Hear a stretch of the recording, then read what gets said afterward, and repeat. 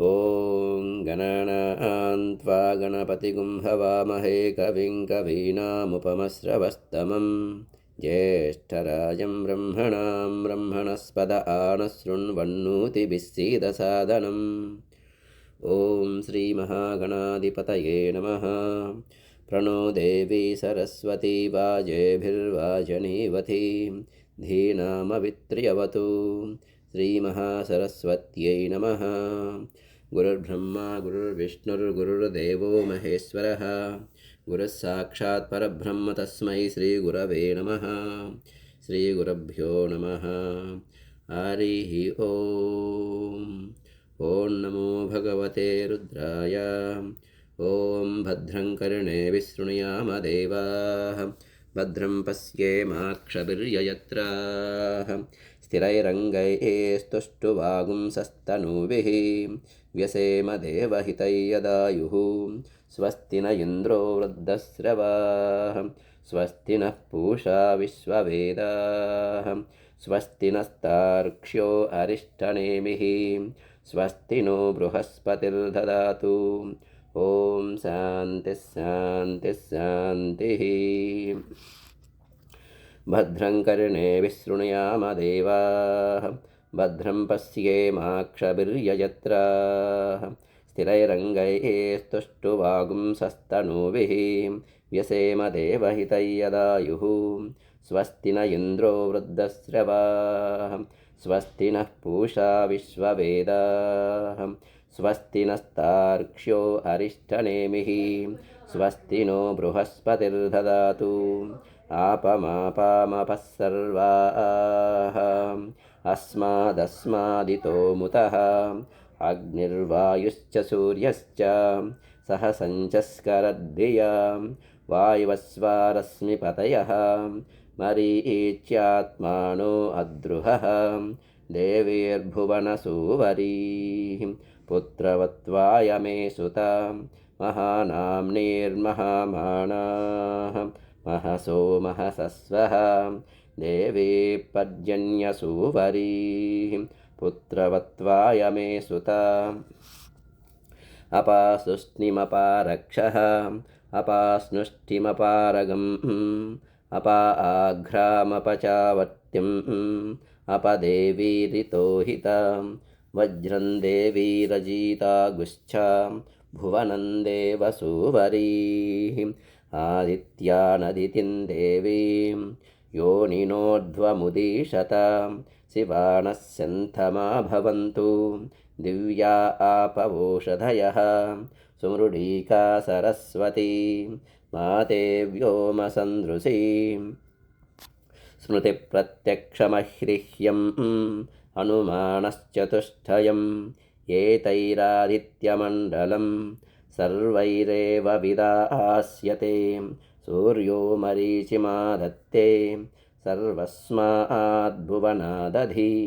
तस्या पाकविशेषेण स्मृतं कालविशेषणं नदीवप्रभवात् काचितो अक्षय्या आस्यन्दते यथा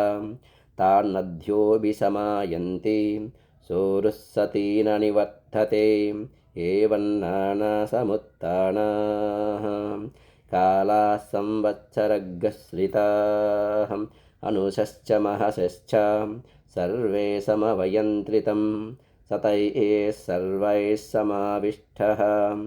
ऊरुस्सन्न निवर्तते अधिसंवत्सरं विद्यातु तदेव लक्षणे अणुभिश्च महद्भिश्च समारूढप्रदृश्यते संवत्सरप्रत्यक्षेण नाधिसत्त्वप्रदृश्यते पठरो विक्लिदः पिङ्गः एतद्वरुणलक्षणं यत्रैतदुपदृश्यते सहस्रं तत्र नीयते एकगुंहि शिरो नानामुखे कृत्स्नं तद्रुतलक्षणम् उभयतः सप्तेन्द्रियाणि जल्पितन्त्वेव दिह्यते शुक्लकृष्णे संवत्सरस्य दक्षिणवामयोः पार्श्वयोः तस्यैषा भवति शुक्रन्ते अन्यद्यजतन्ते अन्यतु विषुरूपे अहनीद्यौरिवासि विश्वाहिमाया अवसि स्वधावः भद्राते पूषन्निहरातिरस्त्विति नात्र भुवनं न पूषा न पशवः नादित्यः संवत्सर एव प्रत्यक्षेण प्रियतमं विद्यातु एतद्वै संवत्सरस्य प्रियतमगुं रूपं योऽस्य महानद्दवुत्पश्यमाणो भवति इदं पुण्यं कुरुष्वेति तमाहरणं दध्यातु साकञ्जानागुं सप्तदमाहुरेकजं षडुध्यमा ऋषयो देवजा इति तेषामिष्ठानि विहितानि धामसः स्थात्रे रेजन्ते विकृतानि रूपसः को नु मर्या अमेधितः सखायमब्रवीत् जहाको अस्मधीशते यस्तित्याज सखिविदगुं सखायं न तस्य वाच्यपि भागो अस्ति यदि गुं शृणोत्यलकगुं शृणोति न हि प्रवेद सुकृतस्य पन्थामिति ऋतुर्ऋतूनानुध्यमानः विननादाभिधावः षष्टिश्चत्रिगुंसकावल्गाः शुक्लकृष्णौ च साष्टिकौ सारागवस्त्रैर्जरदक्षः वसन्तो वसुभिः सह संवत्सरस्य सवितुः प्रैषकृत्प्रथमस्मृतः अमुनाधयतेत्यन्यानु अमोघुश्च परिरक्षतः एतावाच प्रयुज्यन्ते यत्रैतदुपदृश्यते एतदेव विजानीयात् प्रमाणं कालपर्यये विशेषणं तु वक्ष्यामः ऋतूनान्तन्निबोधत शुक्लवासा रुद्रगणः ग्रीष्मेणावर्तते सः निजहन् पृथिवीगुं सर्वां ज्योतिषा प्रथिख्येन सह विश्वरूपाणि वासागुंसि आदित्यानान्निबोधत संवत्सरीणं कर्मफलं वरुषाभिर्ददतागुं सः अदुःखो दुःखचक्षुरिव तद्मापीत इव दृश्यते शीतेनाव्यधयन्निव रुरुदक्ष इव दृश्यते ह्लादयते ज्वलतश्चैव स्याम्यतश्चास्य चक्षुषि या वै प्रजा बृग्गस्यन्ते संवत्सरात्ता बृग्गस्यन्ते याः प्रतितिष्ठन्ति संवत्सरेताः प्रतितिष्ठन्ति वरुषाभ्य इत्यर्थः अक्षिदुःखोत्थितस्यैव विप्रसन्ने कणीनिके आङ्क्ते चाद्घनन्नास्ति ऋभूणान्तन्निबोधत कनकाबाणिवासागुंसि अहतानि निबोधत अन्नमस्नीतमुज्मीताम् अहं वो जीवनप्रदः एतावाच प्रयुज्यन्ते शरद्यत्रोपदृश्यते अभिधोन्वन्तो विघ्नन्त इव वातवन्तो मरुद्घनाः अमुतो चेतुमिषुमुखमिव सन्नद्धाः सह ददृशेः अपद्वस्तैर्वस्तिवर्णैरिव विशिखासख्यपद्धिनः अक्रुद्धस्य योऽस्यमानस्य क्रुद्धस्येव लोहिनी ये मतच्चक्षुषी विद्यातुम् अक्ष्णयोः हक्षिपणोरिव दुर्भिक्षं देवलोकेषु मनूनामुदकं गृहे एतावाच प्रवदन्ति वैद्युतो यान्ति सैशिरीः ता अग्निपवमान अन्वैक्षत इह जीविकामपरिपश्यन्नु तस्यैषा भवति इहेह वस्वतपसः मरुतः सूर्यत्वचः शर्मसप्रदा आवृणे अतिताम्राणि वासागुंसि अष्टिवज्निशतग्नि च विश्वे देवा विप्रहरन्ति अग्निजिह्वा असश्चत नैव देवो न मत्यः न राजा वरुणो विभुः नाग्निर्नेन्द्रो न पवमानः मातृक् कच्चन विद्यते दिव्यस्यैका धनुरात्रिः पृथिव्यामपराश्रिता तस्येन्द्रो वम्रिरूपेण धनुर्ध्यामशिनः स्वयं तदिन्द्रधनुरित्यज्यम् अभ्रवर्णेषु चक्षते एतदेव शय्योर्बार्हस्पत्यस्य एतद्रुद्रस्य धनुः रुद्रस्य त्वेव धनुरात्निः शिर उत्पिपेश सप्रवर्ग्यो भवतु तस्माद्यः सप्रवर्ग्येन यज्ञेन यजते रुद्रस्य सशिरप्रतिदधाति नैनगुं रुद्र आरुको भवति य एवं वेद अत्योर्ध्वाक्षोतिरश्चातु शिशिरप्रदुष्यते नैव रूपन्न वासा गुंसि न चक्षुप्रतिदृश्यते अन्योन्यन्तु न हि गस्रातः सतस्तद्देवलक्षणं लोहितोऽग्निशार्शीर्ष्णिः सूर्यस्योदयनं प्रति त्वङ्करोषिण्यञ्जलिकां त्वङ्करोषि निजानुकां निजानुकामेऽन्यञ्जलिकाम् अमीवाचमुपासतामिति तस्मै सर्वऋतवो नमन्ते मर्यादाकरत्वात् प्रपुरोधां ब्राह्मण आप्नोति य एवं वेद सकलसंवत्सर एतैः सेनानीभिः सह इन्द्राय सर्वान् कामानभिवहति सद्रप्सः तस्यैषा भवति अवद्रप्सो अगुं सुमतिमतिष्ठतु ययानः कृष्णो दशभिः सहस्रैः आवर्तमिन्दः सच्यादमन्तम्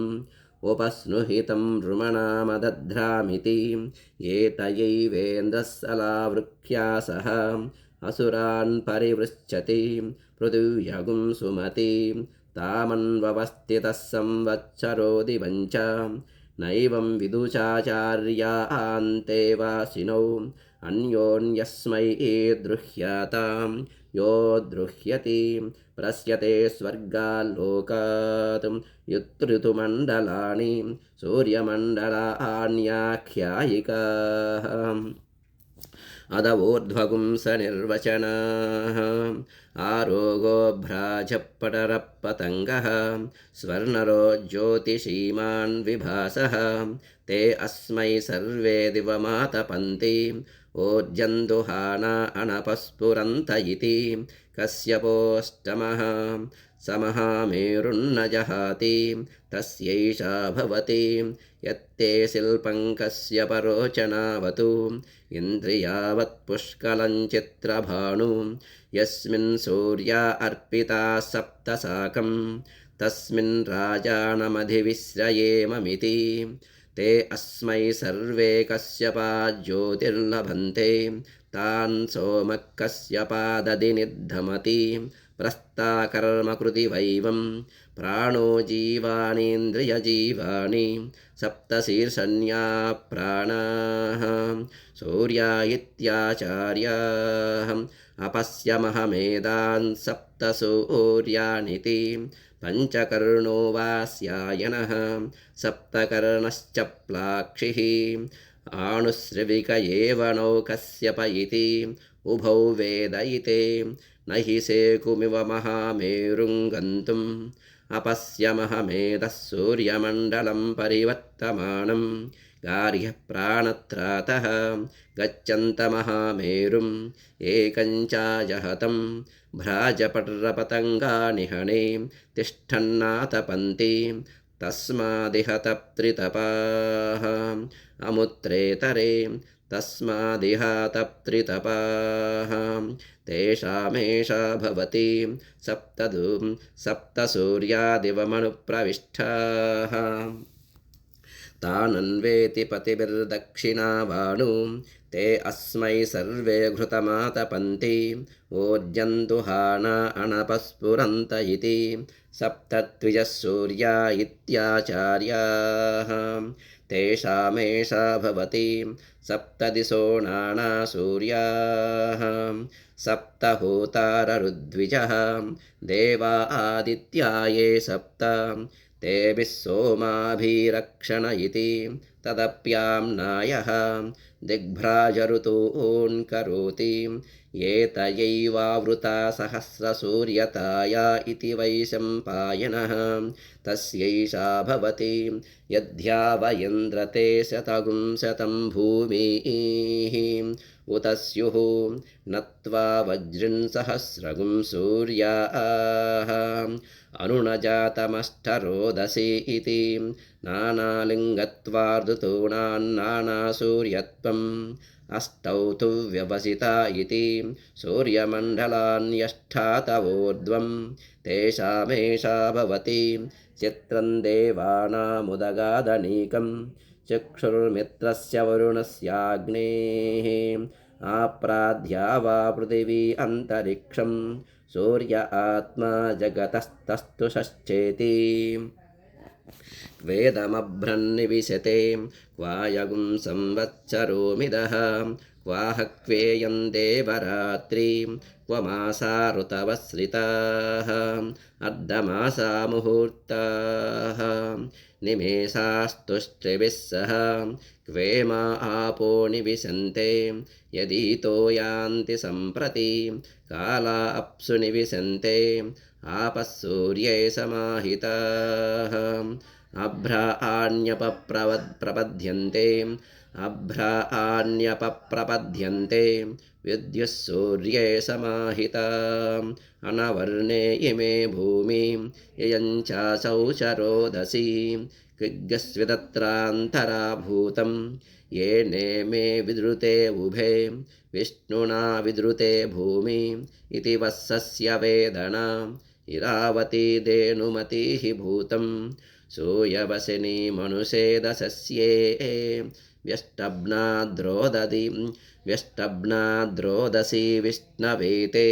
धादर्दपृथिवीमभितो मयूकैः किं तद्विष्णोर्बलमाहुः का दीप्तिः किं परायणम् एको यद्दारयद्देवः रेजति रोदसी उभे वाताद्विष्णोर्बलमाहुः अक्षरा आद्दीप्तिरुच्यते त्रिपदाद्धारयद्देवः यद्विष्णोरेकमुत्तमम् अग्नयो वायवश्चैव एतदस्य परायणं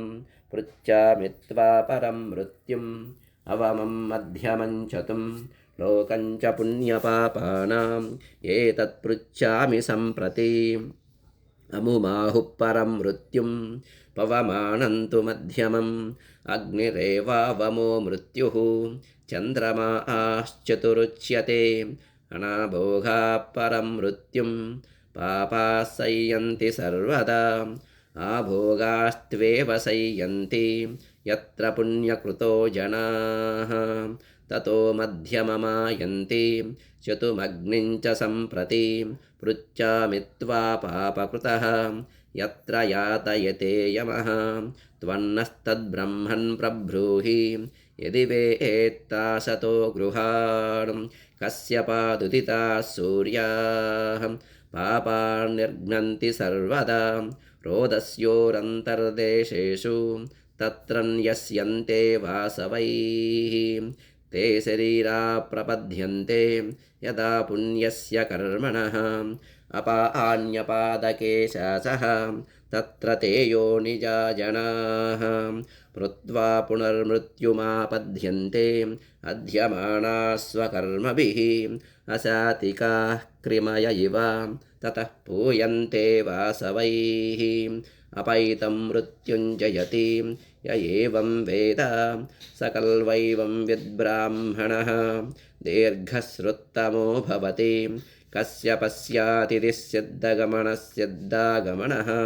तस्यैषा भवति आयुष्मिन् सप्तवासवाः रोहन्ति पूर्व्यारुहः ऋषिर्हदीर्घश्रुत्तमः यन्द्रस्य घर्मो अदितिरिति कस्य पप्पस्य को भवति यः सर्वं परिपश्यतीति सौक्ष्म्यातु अधाग्नेरष्टपुरुषस्य तस्यैषा भवति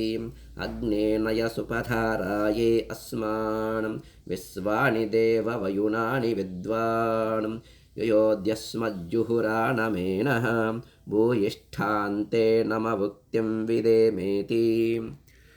अग्निश्च जातवेदाश्च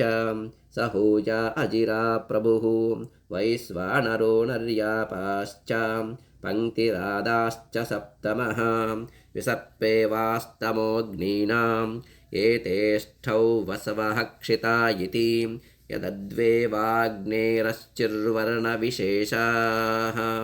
नीलाशिश्च पीतकाशिश्चेति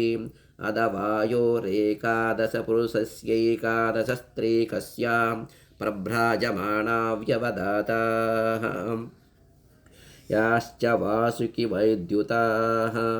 रजता परुषा श्यामाः कपिला अतिलोहिताः ऊर्ध्वा अवपतन्ताश्च वैद्युत इत्येकादश नैनं वैद्युतो हि नस्ति य एवं वेद स होवाच व्यासपाराशर्यः विद्युद्वदमेवाहं मृत्युमयीच्छमिति न त्वकामगुं हन्ति य एवं वेद अध गन्धर्वगणाः स्वानभ्राट् अङ्घारिर्ब्रह्मारिः अस्तः सुहस्तः कृशानुर्विश्वावसुः मूर्धन्वान् सूर्यवच्चाः कृतिरित्येकादश गन्धर्वगणाः देवाश्च महादेवाः रश्मयश्च देवागरगिरः नैनङ्गरो हि नस्ति य एवं वेद गौरीमिमाय सलिलानि तक्षति एकपदी द्विपदी सा चतुष्पदी अष्टापदी नवपदी बभूवुषी सहस्राक्षरा परमे व्योमन्निति वाचो विशेषणम् अध निगदव्याख्याताः ताननुक्रमिष्यामः वराहवस्वतपसः विद्युन्महसो धूपयः स्वापयो गृहमेधाश्चेत्येते ये चेमेशिमि विद्विषः पर्जन्याः सप्त पृथिवीमभिवर्षन्ति वृष्टिभिरिति ये तयैव विभक्तिविपरीताः सप्तभिर्वातैरुदीरिताः अमूल्लोकानभिवर्षन्ति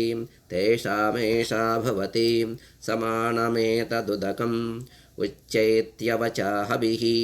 भूमिं पर्जन्या जिन्वन्ति दिवं जिन्वन्त्यग्नय इति यदक्षरं भूतकृतं विश्वे देवा उपासते महर्षिमस्य गोप्तारं जमदग्निमकुर्वत जमदग्निराप्यायते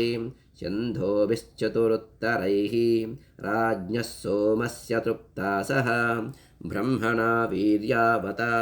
शिवानः प्रदिशो दिशः तच्चयोरावृणीमहे गातुयज्ञाय गातुयज्ञपतये दैवी स्वस्तिरस्तु नः स्वस्तिर्मानुषेभ्यः ऊर्ध्वं जिगातु भेषजं शन्नो अस्त्वद्विपदे चञ्चतुष्पते सोमपा असोमपा इति निगदव्याख्याताः सहस्रहृदयं भूमिः परं व्योमसहस्रवृतो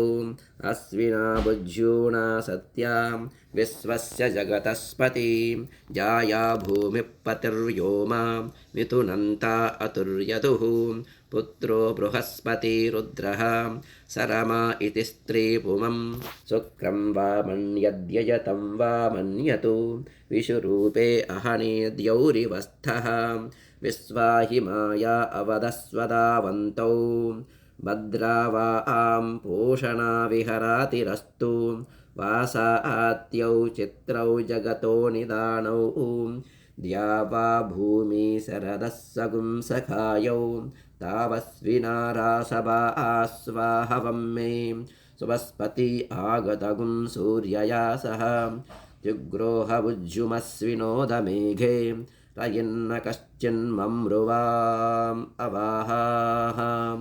तमोहतुर्नौभिरात्मन्वतेभिः अन्तरिक्षपृट्भिरबोधकाभिः तिस्रः क्षपस्त्रिरः तीव्रजिद्भिः नासत्या बुज्युमुहतु पतङ्गैः समुद्रस्य धन्वन्नार्ध्रस्य पारे त्रिभिरतैः शतपद्भिः षडश्वैः सवितारं वितन्वन्तम् अनुबध्नाति शाम्बरः आपपूरुषं वरश्चैव सवितारे पशो भवतु त्यगुं सुतुप्तं विदित्वैव बहु सोमगिरं वसि अन्वेति तुग्रो वक्रियान्तम् आयसूयान् सोमतृप्सुषु ससङ्ग्रामस्तमोऽद्योत्योतः वाचोघापिपाति ततु ततद्गोविस्तवात्येत्यन्ये रक्षसारन्विताश्च ये अन्वेति परिवृत्यास्तः एवमेतौस्तो अश्विना ते एतेऽध्युपृथिव्योः अहरहर्गर्भं दधादे तयोरेतौ वत्सावहोरात्रे पृथिव्या अहः दिवो रात्रिः ता अविसृष्टौ दम्पती एव भवतः तयोरेतौ वत्सौ अग्निश्चादित्यश्च रात्रेर्वत्सः श्वेत आदित्यः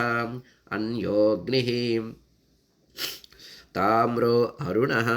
ता अविसृष्टौ दम्पती एव भवतः तयोरेतौ वत्सौ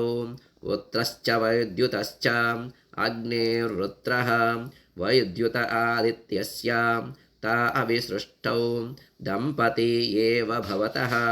तयोरेतौ वत्सौ उष्मा च निहारश्च वृत्रस्योष्मा वैद्युतस्य निहारः तौ तावेव प्रतिपद्येते सेयगुं रात्रिगर्भिणी पुत्रेण संवसति तस्या वा एतदुल्बणं यद्रात्रौ रश्मयः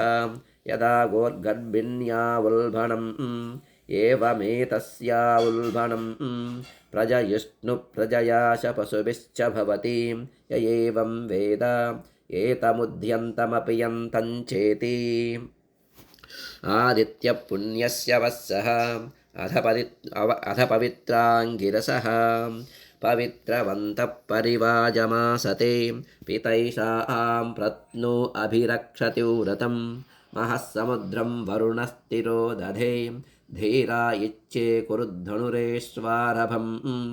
पवित्रन्ते विततं ब्रह्मणस्पते प्रभुर्गात्राणि पर्येषि विश्वतः अतप्ततनोर्णतदामो अश्नुते श्रुता स यद्वहन्तस्तः समासत ब्रह्मादेवानाम् असतः सद्येततक्षुः ऋषयः सप्तात्रिश्च यतु सर्वे त्रयो अगस्त्यश्च नक्षत्रैः सङ्कृतो वसन्नु अदसवितस्यावा स्वस्यावर्तिकामस्या अमीयरुक्षा निहता स उच्च नक्तं ददृशे गृहसिद्धिवेयुः अदब्धानि वरुणस्य व्रतानि विशिकाशश्चन्द्रमा नक्षत्रमेति तस्सवितुर्वरेण्यं भर्गो देवस्य धीमहि धियो यो न प्रचोदयातु तस्सवितुर्वृणीमहे वयं देवस्य भोजनं श्रेष्ठगुं सर्वधातमं तुरम्भगस्य धीमहि अपागोहत सवितातृभीनु सर्वान् दिवो अन्धसः नक्तन्तान्यभवन्दृशे अस्त्वस्ना सम्भविष्यामः नाम नामैव नाम मे नपुंसकं भुमाग्यस्त्रिस्मि स्थावरोऽस्म्यदजङ्गमः यजे यक्षिहष्टाहे च मया भूतान्ययक्षत पशवो मम भूतानि अनुबन्धोऽस्म्यहं विभुः स्त्रियः सतीः तावुमे पुंस आहुः पश्य दक्षान्वान्न विचेतदन्धः कविर्यः पुत्रः स इमाचिकेत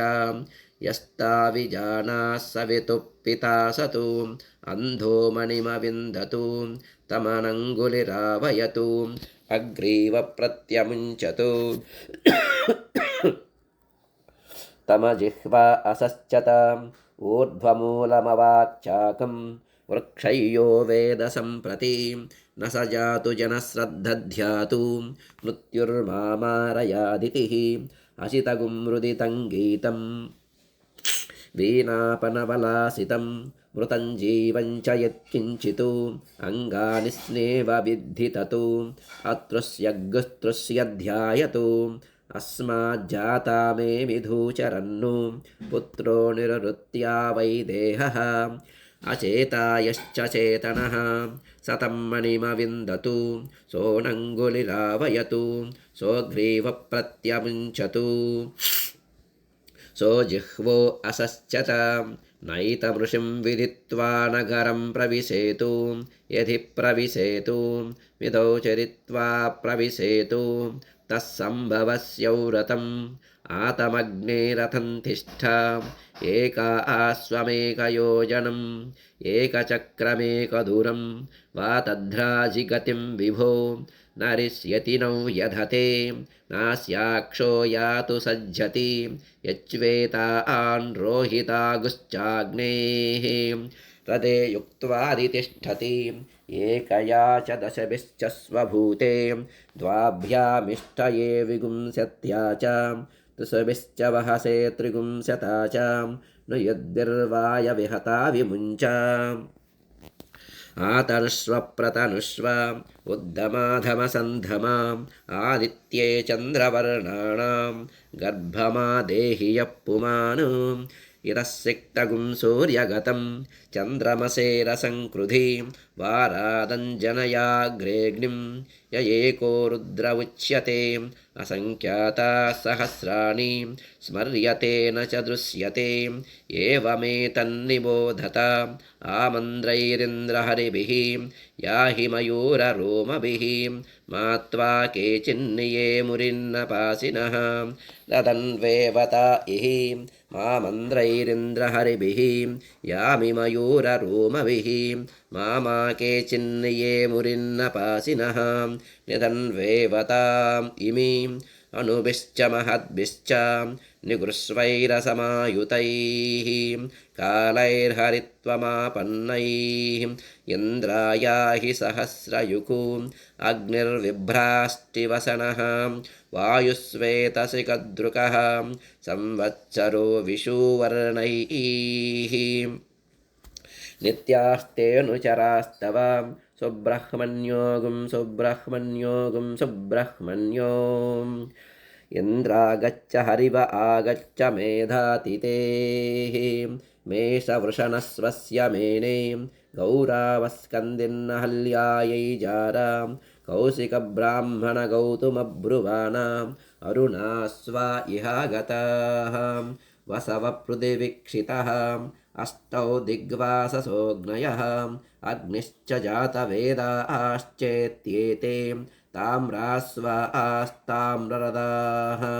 ताम्रवर्णास्तथासिताः दण्डहस्ताः कादग्धतः इतो रुद्राः पराङ्गताः उक्तगस्थानं प्रमाणं च पुरयिता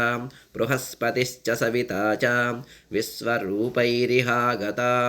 रथेनोदकवर्त्मना अप्सुसा इति तद्वयोः उक्तो वेषो वासा गुंसि च कालावयवानामितप्रतीज्या वासात्या इत्यस्विनोः कोऽन्तरिक्षे शब्दं करोतीति वासिष्ठौ रोहिणो मीमागुंसां चक्रे तस्यैषा भवति वास्रेव विद्युतिति ब्रह्मण उदरणमसि ब्रह्मण उदीरणमसि ब्रह्मण आस्थरणमसि ब्रह्मण उपस्तरणमसि अष्टयोनीमष्टपुत्राम् अष्टपत्नीमिमां महीम् अहं वेद न मे मृत्युः न च मृत्युरगाहरतु अष्टयोऽन्यष्टपुत्रम् अष्टपदिदमन्तरिक्षम् अहं वेद न मे मृत्युः न च मृत्युरगाहरतु अष्टयोनीमष्टपुत्राम् अष्टपत्नीममोन्दिवम् अहं वेद न मे मृत्युः न च मृत्युरगाहरतु सोत्रमाणं महीमूषु अदितिर्द्यौरदितिरन्तरिक्षम् अदितिर्माता स पिता स पुत्रः विश्वे देवा अदितिः पञ्चजनाः अदितिर्जातमदितिर्जनित्वम् अष्टौ पुत्रासो अदितेः ये जातास्तन्वः परीं देवां वप्रैः सप्तभिः परमार्ताण्डमास्यतु सप्तभिः पुत्रैरदितिः उपप्रयत्पूर्व्यं युगं प्रजाये मृत्यवे ततु परमार्ताण्डमाभरदिति ताननुक्रमिष्यामः मित्रश्च वरुणश्च धाता च आर्यमा च अगुंसश्च भगश्च इन्द्रश्च विवस्वागुश्चेत्येते हिरण्यगर्भो हगुंसः सुशिषतु ब्रह्मजज्ञानं तदित्पदमिति गर्भप्राजापत्यः अथ पुरुषः सप्तपुरुषः योऽसौ तपन्नुदेति स सर्वेषां भूतानां प्राणानादायोदेति मामे प्रजायो मा पशूनां मा मम प्राणानादायोदगाः असौ योऽस्तमेति स सर्वेषां भूतानां प्राणानादायास्तमेति मामे प्रजाया मा पशूनां मा मम प्राणानादायास्तङ्गाः असौ य आपूर्यति स सर्वेषां भूतानां प्राणैरापूर्यति मामे प्रजाया मा पशूनां मा मम प्राणैरापूरिष्ठाः असौ योपक्षीयति स सर्वेषां भूतानां प्राणैरपक्षीयति मामे प्रजाया मा पशूनां मा मम प्राणैरपक्षेष्ठाः अमूनि नक्षत्राणि सर्वेषां भूतानां प्राणैरवप्रसर्पन्ति सोऽसर्पन्ति च मामे प्रजाया मा पशूनां मा मम प्राणैरपप्रसृपतमोऽसृपत इमे मासाश्चार्धमासाश्च सर्वेषां भूतानां प्राणैरपप्रसर्पन्ति सोऽसर्पन्ति च मामे प्रजाया मा पशूनां मा मम प्राणैरपप्रसृपतमोऽसृपत इम ऋतवः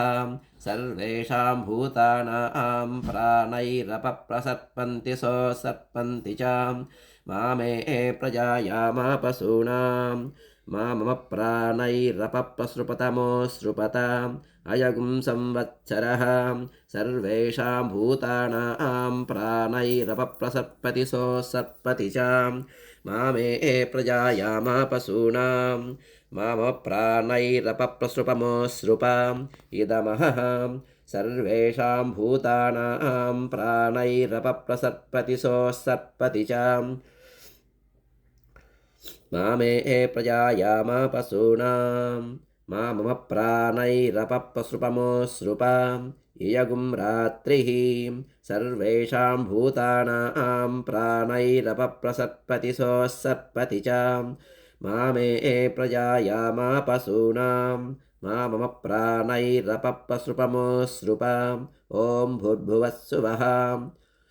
एतद्वो मिथुनं मानो मिथुनगुं रेढ्वम् अदादित्यस्याष्टपुरुषस्य वसूनामादित्यानागुस्थाने स्वतेजसा भानि रुद्राणामादित्यानागुस्थाने स्वतेजसा भानि आदित्यानामादित्यानागुस्थाने स्वतेजसा भानि सतागुं सत्यानाम् आदित्यानागुस्थाने स्वतेजसा भानि अभिधून्वतामभिघ्नतां वातवतां मरुताम् आदित्यानागुस्थाने स्वतेजसा भानि ऋभूणामादित्यानागुस्थाने स्वतेजसा भानि विश्वेशान् देवानाम् आदित्यानागुस्थाने स्वतेजसा भानि संवत्सरस्य सवितुः आदित्यस्य स्थाने स्वतेजसा भानि ॐ भूर्भुवस्वः रश्मयो वो मिथुनं मानो मिथुनगुं रेढ्वम् आरोगस्य स्थाने स्वतेजसा भानि भ्राजस्य स्थाने स्वतेजसा भानि पटरस्य स्थाने स्वतेजसा भानि पतङ्गस्य स्थाने स्वतेजसा भानि सुवर्णरस्य स्थाने स्वतेजसा भानि ज्योतिषीमतस्य स्थाने स्वतेजसा भानि विभासस्य स्थाने स्वतेजसा भानि कश्यपस्य स्थाने स्वतेजसाभाणि ॐ भूर्भुवस्वः आपो वो मिथुनं मानो मिथुनकुम्रेढ्वम् अदवायोरेकादशपुरुषस्यैकादशस्त्रीकस्यां प्रभ्राजमानानागुं रुद्रानागस्थाने स्वतेजसाभाणि व्यवदातानागुं रुद्रानागस्थाने स्वतेजसाभाणि वासुकि वैद्युतानागुं रुद्रानागस्थाने स्वतेजसाभाणि रजतानागुं रुद्रानागस्थाने स्वतेजसाभाणि परुषानागुं रुद्रानागस्थाने स्वतेजसाभाणि श्यामानागुं रुद्रानागस्थाने स्वतेजसाभाणि कपिलानागुं रुद्रानागस्थाने स्वतेजसाभाणि अतिलोहितानागुं रुद्रानागस्थाने स्वतेजसाभाणि ऊर्ध्वानागुं रुद्रानागस्थाने स्वतेजसाभाणि अवपतन्तानागुं रुद्रानागस्थाने स्वतेजसाभाणि वैद्युतानागुं रुद्रानागस्थाने स्वतेजसाभाणि प्रभ्राजमानीनागुं रुद्राणीनागस्थाने स्वतेजसाभाणि व्यवदातीनागुं रुद्राणीनागस्थाने स्वतेजसाभाणि वासुकि वैद्युतीनागुं रुद्राणीनागस्थाने स्वतेजसाभाणि रजतानागुं रुद्राणीनागस्थाने स्वतेजसाभाणि परुषानागुं रुद्राणीनागस्थाने स्वतेजसाभाणि श्यामानागुं रुद्राणीनागस्थाने स्वतेजसाभाणि कपिलानागुं रुद्राणीनागस्थाने स्वतेजसाभाणि अतिलोहितीनागुं रुद्राणीनागस्थाने स्वतेजसाभाणि ऊर्ध्वानागुं रुद्राणीनागस्थाने स्वतेजसाभाणि अवपतन्तीनागुं रुद्राणीनागस्थाने स्वतेजसाभाणि वैद्युतीनागुं रुद्राणीनागस्थाने स्वतेजसाभाणि ॐ भूर्भुवस्वः रूपाणि वो मिथुनं मानो मिथुनकुम्रेढ्वम् अथाग्नेरष्टपुरुषस्याम् अग्ने पूर्वदिश्यस्य स्थाने स्वतेजसाभाणि जातवेदस उपदिश्यस्य स्थाने स्वतेजसाभाणि सहोजसो दक्षिणदिश्यस्य स्थाने स्वतेजसाभाणि अजिराप्रभव उपदिश्यस्य स्थाने स्वतेजसाभाणि वैश्वानरस्यापरदिश्यस्य स्थाने स्वतेजसाभाणि नर्यापस उपदिश्यस्य स्थाने स्वतेजसाभाणि पङ्क्तिरादस उदग्दिश्यस्य स्थाने स्वतेजसाभाणि विसर्पिन उपदिश्यस्य स्थाने स्वतेजसाभाणि ॐ भूर्भुवस्वः दिशो वो मिथुनं मानो मिथुनकुम्रेढ्वम् दक्षिणपूर्वस्यां दिशि विसर्पी नरकः तस्मान्नः परिपाहि दक्षिणापरस्यां दिश्य विसर्पी नरकः तस्मान्नः परिपाहि उत्तरपूर्वस्यां दिशि विषादी नरकः तस्मान्नः परिपाहि उत्तरपरस्यां दिश्य विषादी नरकः तस्मान्नः परिपाहि यस्मिन् सप्तवासवा इन्द्रियाणि च तक्रतवित्येते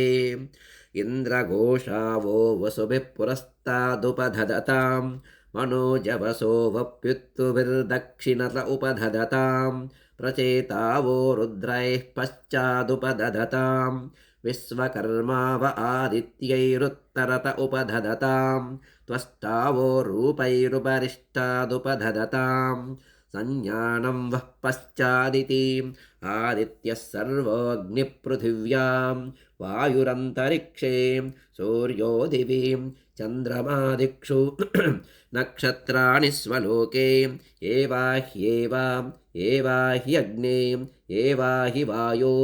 एवा हि इन्द्रम् एवा हि पूषन् एवा हि देवाः आपमापामपः सर्वाः अस्मादस्मादितो मुतः अग्निर्वायुश्च सूर्यश्च सह सञ्चस्करद्धियां वायुवस्वारश्मिपतयः मरीच्यात्मानो अद्रुहः देवीर्भुवनसूवरीः पुत्रवत्वायमे सुता महानाम्नेर्महामानाः महसो महसस्वः देवेः पर्जन्यसूवरीः पुत्रवत्वायमे सुता अपासुष्णिमपारक्षः अपासुस्निमपारघम् अपा आघ्रामपचावर्तिम् अपदेवीरितोहितां वज्रं देवीरजितागुश्चां भुवनं देवसूवरीः आदित्यानदितिं देवीं योनिनोर्ध्वमुदीशतां भद्रं कर्णेभिः शृणुयाम देवाः भद्रं पश्येमाक्षभिर्यजत्राः स्थिरैरङ्गैस्तुष्टुवागुंसस्तनूभिः व्यसेम देवहितै यदायुः स्वस्ति न इन्द्रो वृद्धश्रवाः स्वस्ति नः पूषा विश्ववेदाः स्वस्ति नस्तार्क्ष्यो अरिष्टनेमिः स्वस्ति नो बृहस्पतिर्ददातु केतवो अरुणासश्च ऋषयो वातरशनाः प्रतिष्ठागुं शतधाहि समाहितासो सहस्रधायसं शिवानस्यन्तमा भवन्तु दिव्या आपवोषधयः सुमृडीका सरस्वतीं मातेव्योमसन्दृशीम् योपां पुष्पं वेद पुष्पवान् प्रजावान् पशुमान् भवति चन्द्रमा वा अपां पुष्पं पुष्पवान् प्रजावान् पशुमान् भवति य एवं वेद योपामायतनं वेद आयतनवान् भवति अग्निर्वा अपामायतनम् आयतनवान् भवति यो अग्नेरायतनं वेद आयतनवान् भवति आपो वा अग्नेरायतनम् आयतनवान् भवति य एवं वेद योपामायतनं वेद आयतनवान् भवति वायुर्वा अपामायतनम् आयतनवान् भवति यो वायोरायतनं वेद आयतनवान् भवति आपो वै वायोरायतनम् आयतनवान् भवति य एवं वेद योपामायतनं वेद आयतनवान् भवति असौ वै तपन्नपामायतनम् आयतनवान् भवति यो मुष्यतपत आयतनं वेद आयतनवान् भवति आपो वा अमुष्यतपत आयतनम् आयतनवान् भवति य एवं वेद योपामायतनं वेद आयतनवान् भवति चन्द्रमा वा अपामायतनम् आयतनवान् भवति यश्चन्द्रमस आयतनं वेद आयतनवान् भवति आपो वै चन्द्रमस आयतनम् आयतनवान् भवति य एवं वेद योपामायतनं वेद आयतनवान् भवति नक्षत्राणि वा अपामायतनम् आयतनवान् भवति यो नक्षत्राणामायतनं वेद आयतनवान् भवति आपो वै नक्षत्राणामायतनम् आयतनवान् भवति य एवं वेद योपामायतनं वेद आयतनवान् भवति पर्जन्यो वा अपामायतनम् आयतनवान् भवति यः पर्जन्यस्यायतनं वेद आयतनवान् भवति आपो वै पर्जन्यस्यायतनम् आयतनवान् भवति य एवं वेद योपामायतनं वेद आयतनवान् भवति संवत्सरो वा अपामायतनम् आयतनवान् भवति यः संवत्सरस्यायतनं वेद आयतनवान् भवति आपो वै संवत्सरस्यायतनम् आयतनवान् भवति य एवं वेद योऽप्सुनावं प्रतिष्ठितां वेद प्रत्येव तिष्ठति इमे वै लोका अप्सु प्रतिष्ठिताः तदेशाभ्यनोक्ताम् अपागुं रसमुदयगुं सन् सूर्ये शुक्रगुं समाभृतम् अपागुं रसस्य यो रसः तं वो गृह्णाम्युत्तममिति इमे वै लोका अपागुं रसः ते मुस्मिन्नादित्ये समाभृताः जानुदग्निमुत्तरवेदीं खात्वा अपां पूरयित्वा गुल्पदग्नं पुष्करपर्णैः पुष्करदण्डैः पुष्करैश्च सग्गुस्तीर्यां तस्मिन् विहायसे अग्निं प्रणीयोपसमादाय ब्रह्मवादिनो वदन्ति कस्मात् प्रणीतेयमग्निश्चीयते साः प्रणीतेयमप्सह्ययं चीयते असौ भुवनेऽप्यनाहिताग्निरेताः तमभितयेत अभीष्टका उपदधाति अग्निहोत्रे दर्शपूर्णमासयोः पशुबन्धे चातुर्मास्येषु अधो आहुः सर्वेषु यज्ञक्रतुष्विति एतद्दस्म वा आहुस्यण्डिलाः कमग्निं चिनुते सत्रियमग्निं चिन्वाणः संवत्सरं प्रत्यक्षेण कमग्निं चिनुते सावित्रमग्निं चिन्वाणः अमुमादित्यं प्रत्यक्षेण कमग्निं चिनुते नासिकेतमग्निं चिन्वाणः प्राणान् प्रत्यक्षेण कमग्निं चिनुते चातुर्होत्र्यमग्निं चिन्वाणः ब्रह्म प्रत्यक्षेण कमग्निं चिनुते वैश्वसृजमग्निं चिन्वाणः शरीरं प्रत्यक्षेण कमग्निं चिनुते उपानुवाक्यमासुमग्निं चिन्वाणः इमान् लोकान् प्रत्यक्षेण कमग्निं चिनुते इममारुणकेतुकमग्निं चिन्वाण इति य एवासौ यतश्चामतश्चाव्यतिपाति तमिति यो अग्नेर्मिथुया वेद मिथुनवान् भवति आपो वा अग्नेर्मिथुयाः मिथुनवान् भवति य एवं वेद आपो वा इदमासंसलिलमेव स प्रजापतिरेकः पुष्करपर्णे समभवतु तस्यान्तर्मनसि कामः समवर्तत इदगुं सृजेयमिति तस्माद्यत्पुरुषो मनसा विगच्छति तद्वाचा वदति तत्कर्मणा करोति तदेषाभ्यनुक्ता कामस्तदग्रे समवर्तताधि मनसो रेतप्रदमै यदासीतु सतो बन्धुमसति निरविन्दन्नु ऋतिप्रतिस्या कवयो मनीषेति उपैनं तदुपनमति यत्कामो भवति य एवं वेद सतपोतप्यत सतपस्तप्त्वा शरीरमधूनुतां तस्य यन्मागुं समासीतु ततोरुणाः केतवो वातरशना ऋषयवुदतिष्ठन्नु येनखाः ते वैखानसाः ये वालाः ते वालकिल्याः यो रसः सोपाम् अन्तरतः कूर्मं भूतगुं सत्पन्तं तमब्रवीतुं मम वैत्मुग्मागुंसां समभूतुं नेत्यब्रवीतुं पूर्वमेवाहमिहासमिति तत्पुरुषस्य पुरुषत्वं सहस्रशीरुषा पुरुषः सहस्राक्षः सहस्रपातुं भूत्वोदतिष्ठतु तमब्रवीतुं त्वं वै पूर्वगुं समभूः त्वमिदं पूर्वः कुरुष्वेति सयित आदायापहम्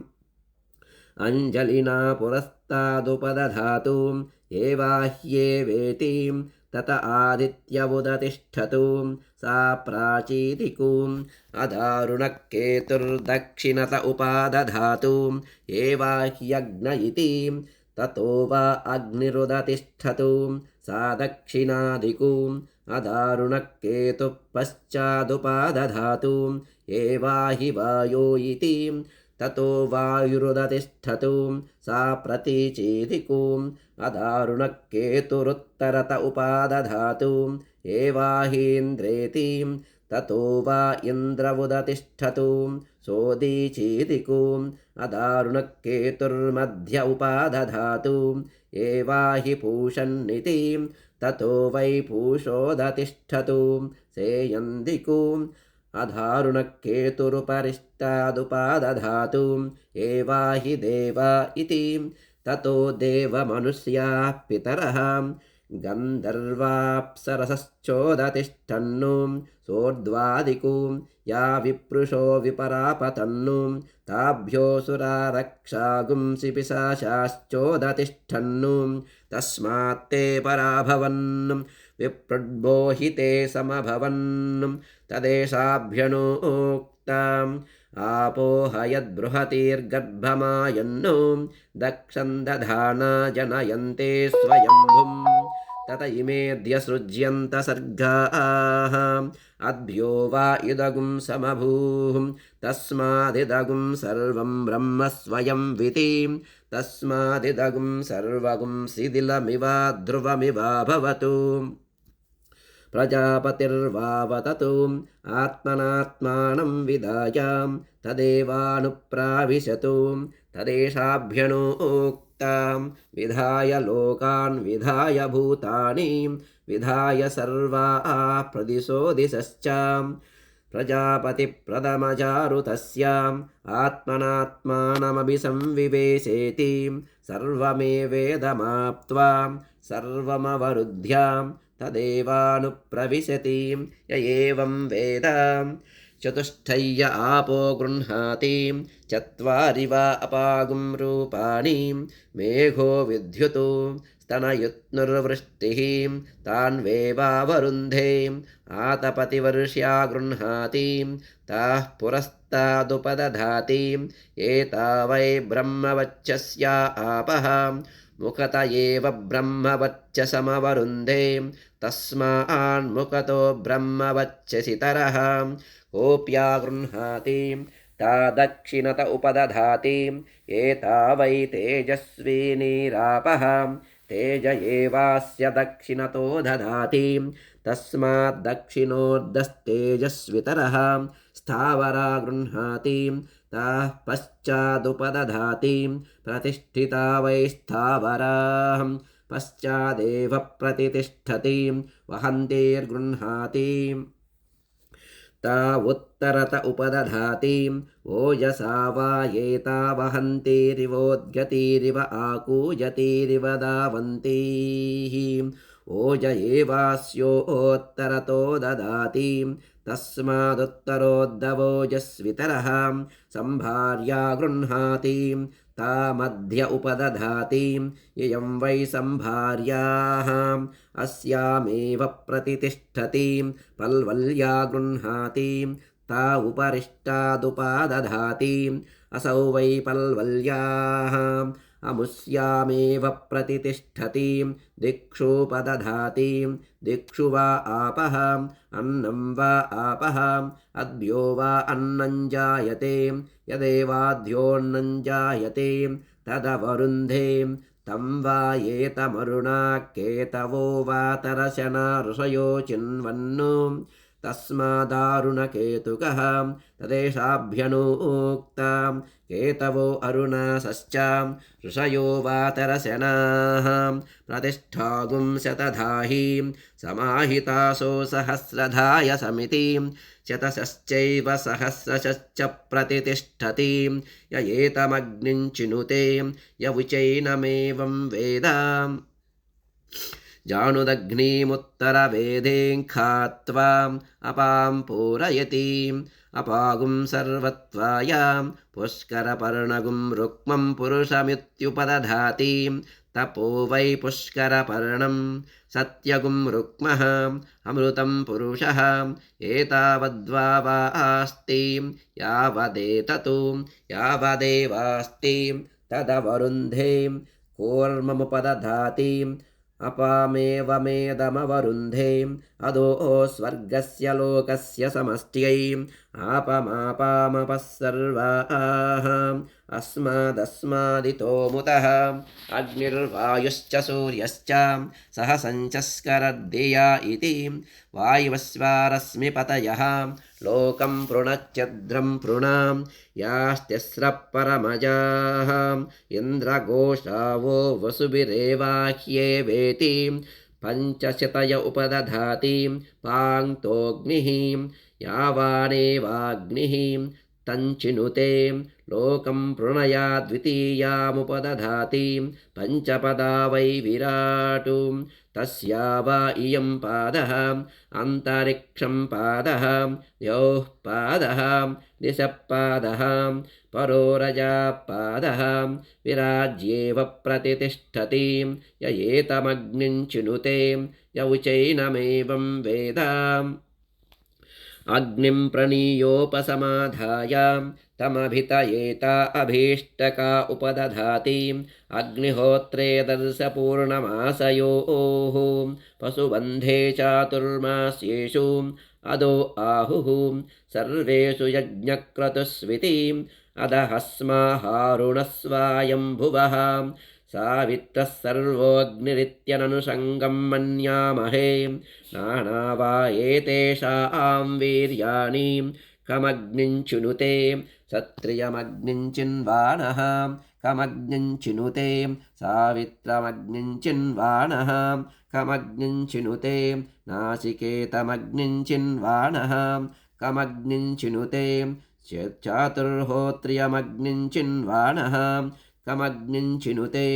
वैश्वसृजमग्निञ्चिन्वाणः कमग्निञ्चिनुते उपानुवाक्यमासुमग्निञ्चिन्वाणः कमग्निञ्चिनुते इममारुणकेतुकमग्निञ्चिन्वाण इति वृषा वा अग्निः वृषाणो सग्गुस्पालयेतु अन्येतास्य यज्ञः तस्मान्नानुसज्यः सोत्तरवेदशुक्रतुषिन्वीताम् उत्तरवेद्याज्ञश्चीयते प्रजाकामश्चिन्वीताम् प्राजापत्यो वा एषो अग्निः प्राजापत्याः प्रजाः प्रजावान् भवति य एवं वेद पशुकामश्चिन्वीतां संज्ञानं वा एतत्पशूनां यदापः पशूनामेव संज्ञानेऽग्निञ्चिनुते पशुमान् भवति य एवं वेद वृष्टिकामश्चिन्वीताम् आपो वै वृष्टिः पर्जन्यो वर्षुको भवति य एवं वेद आमयावी चिन्वीताम् आपो वै भेषजं भेषजमेवास्मै करोति सर्वमायुरेति अभिशरगश्चिन्वीतां वज्रो वा आपः वज्रमेव भ्रातृव्येभ्यः प्रहरति शृणुत एनं तेजस्कामो यशस्कामः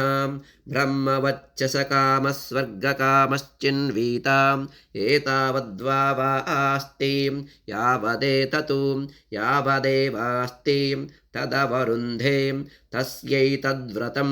वरुषति न दावेतु अमृतं वा आपः अमृतस्यानन्तरित्यै नाप्सुमोत्रपुरीशं कुर्यात् न निष्ठीवेत् न विवसनस्नायात् गुह्यो वा एषो अग्निः एतस्याग्नेरनतिदाहाय न पुष्करपर्णानि हिरण्यं वादितिष्ठेतु एतस्याग्नेरनभ्यारोहाय न कूर्मस्यास्नीयात् नोदकस्याघातुकान्येन मोदकानि भवन्ति अघातुका आपः य एतमग्निञ्चिनुते य उचैनमेवं वेद इमानुकं भुवनाशीषधेम यन्दश्च विश्वेश देवाः यज्ञञ्च नस्त्वन्वञ्च प्रजाञ्च आदित्यैरिन्द्रः सह शीषदातु आदित्यैरिन्द्रः सगणो मरुद्भिः अस्माकं भूत्वविता तनूनाम् आप्लवस्व प्रप्लवस्व आण्डे भवजमामुहुः सुखादेन्दुःखनिधनां प्रतिमुञ्चस्व स्वां पुरं मरीचयस्वायम्भुवाः ये शरीराण्यकल्पयन्नु ते देहं कल्पयन्तु मा च ते ख्यास्मतीरिषतु उत्तिष्ठतमाप्स्वप्ताम् अग्निमिच्छध्वं भारताः राज्ञः सोमस्य तृप्तासः सूर्येण सयुजोषसः युवासुवासाः अष्टाचक्रानवद्वाराम् देवानां पूरयोध्यां तस्यागुं हिरण्मयकोशः स्वर्गो लोको ज्योतिषावृतः यो वैतां ब्रह्मणो वेदाम् अमृतेनावृतां पुरीं तस्मै ब्रह्म च ब्रह्मा च आयुक्कीर्तिं प्रजां ददुः विभ्राजमानागुं हरिणीं यशसा सम्परिवृतां पुरगुं हिरण्मयीं ब्रह्मा विवेशा पराजितां पराङ्गेत्यज्यामयीं पराङ्गेत्यनासिकीं इह चामुत्र चान्वेतीं विद्वान् देवासुरानुभयानुं यत्कुमारीमन्द्रयते यद्योषिद्यत्प्रतिव्रता अरिष्ठै यत्किञ्च क्रियते अग्निस्तदनुवेधतीम् अश्रुता सश्रुतासश्च यज्वानो येऽप्ययज्वनः स्वर्यन्तो नापेक्षन्ते इन्द्रमग्निं च ये विदुः सिकता इव संयन्तीं रश्मिभिः समुदीरिताः अस्मान् लोकादमुष्माश्च ऋषिभिरदात् पृश्निभिम् अपेतवीतविशसत्पतातः एतस्तपुराणाये च नूतनाः अहोभिरद्भिरक्तुभिर्व्यक्तं यमो ददात्ववसानमस्मै नृमणन्तुनुपात्वर्यः अकृष्टाये च कृष्टजाः कुमारीषु कनीनीषु जारिनीषु शयेहिताः रेतपीता आण्डपीताः अङ्गारेषु शयेहुताः उभयान् पुत्रपौत्रकान् युवेहं यमराजगान् शतमिन्नु शरदः अदो यद्ब्रह्मविलभं पितॄणां च यमस्य च वरुणस्याश्विनोरग्नेः मरुतां च विहायसां कामप्रयमणं मे अस्तु सह्येवास्मि सनातनः इति नाको ब्रह्मिश्रवो रायोधनं पुत्रानापो देवीरिहाहिताम् विशीर्ष्णीं गृध्रशीर्ष्णीं च अपेतो निरऋतिगुं हदः परिबाधगुस्वेतकुक्षं निजगगुं सबलोदरं सतान् वाच्यायया सह अग्नेनाशय सन्दृशः ईर्ष्यासूये बुभुक्षां मन्यं कृत्याञ्च दीधिरे रथेन कुगुं सुकावताम् अग्नेनाशय सन्दृशः पर्जन्याय प्रघायतां दिवस्पुत्राय मीडुषे स नो यवसमिच्छतु इदं वच पर्जन्याय स्वराजे हृदो अस्त्वन्तरं तद्युयोतां मयो भूर्वातो विश्वकृष्णयः सन्त्वस्मे सुपिप्पलावोषधीर्देवगोपाः यो गर्भमोषधीनां गवां कृणोत्यर्वतां पर्जन्यपुरुषीणां पुनर्मामयत्विन्द्रियं पुनरायुः पुनर्भगः पुनर्ब्राह्मणमयितु मां पुनर्द्रविणमयितु मां यन्मेद्यरेतपृथिवीमस्कानो यदोषधीरप्यसरद्यदापः इदं तत्पुनरादधे दीर्घायुत्वाय वच्छसे यन्मे रेतप्रशिच्यते यन्म आजायते पुनः तेन माममृतं कुरु तेन सुप्रजसं कुरु अभ्यस्तिरोधा जायतां तव वैश्रवणः सदा तिरोदेहि सपत्नान्नः ये अपोस्न्यन्ति केचन त्वाष्ट्रीं मायां वै श्रवणः रदगुं सहस्रबन्धुरं पुरश्चक्रगुं सहस्राश्वम् आस्थायाहि नो बलिं यस्मै भूतानि बलिमावहन्ति धनं गावो हस्तिहिरण्यमस्मानो धनं गावो हस्तिहिरण्यमस्वानो असामसुमतो यज्ञियस्यां श्रियं बिभ्रतोन्नमुखीं विराजं सुदर्शने च चक्रौञ्चे च मैनागे च महागिरौ सदद्वाट्टारगमन्तां सगुंहार्यन्नगरं तव इति मन्त्राः कल्पोतवोर्ध्वं यदि बलिगुं हरेतु हिरण्यनाभये वितुदये कौबेरायायं बलिः सर्वभूताधिपतये नम इति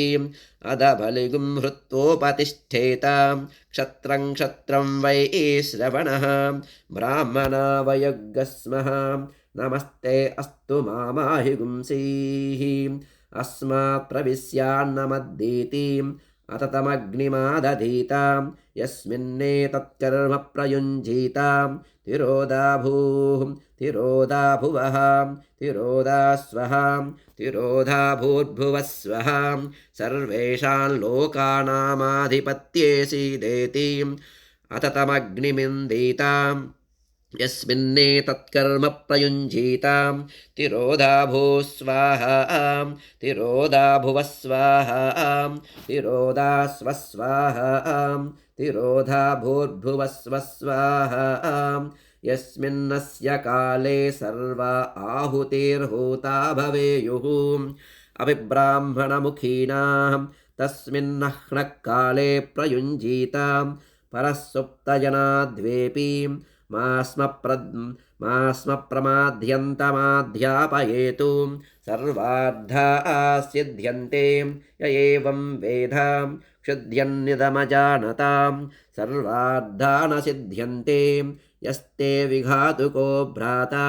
ममान्तर्हृदये स्थितः तस्मा इममग्रपिण्डं जुहोमि समेर्दान्मा विवधीतुं मयि स्वाहा राजाधिराजाय प्रसह्य साहिने नमो वयं वै श्रवणाय कुर्महे समे कामान् कामकामाय मह्यं कामेश्वरो वै श्रवणो ददातु कुबेराय वै श्रवणाय महाराजाय नमः केतवो अरुणासश्च ऋषयो वातरशनाः प्रतिष्ठागुं शतधाहि समाहितासो सहस्रधायसं शिवानस्यन्तमा भवन्तु दिव्या आपवोषधयः सुमृडीका सरस्वती माते व्योमसन्दृशी संवत्सरमेतद्व्रतं चरेतु द्वौ वा मासौ नियमः समासेन